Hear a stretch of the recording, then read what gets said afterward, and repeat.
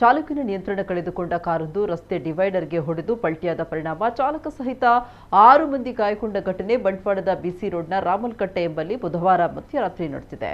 ಗಾಯಗೊಂಡ ಎಲ್ಲರೂ ಕಾಲೇಜೊಂದರ ವಿದ್ಯಾರ್ಥಿಗಳಾಗಿದ್ದಾರೆ ಅಂತ ತಿಳಿದು ಬಂದಿದೆ. ಈ ವಿದ್ಯಾರ್ಥಿಗಳು ರಾತ್ರಿ ಸುಮಾರು 12 ಗಂಟೆ ವೇಳೆಗೆ ಕಾಲೇಜಿನಿಂದ ಬಿಸಿ ರೋಡ್ ಕಡೆಗೆ ಚಾ ಕುಡಿಯುವ ಸಲುವಾಗಿ ಹೋಗಿದ್ರು ಎನ್ನಲಾಗಿದೆ.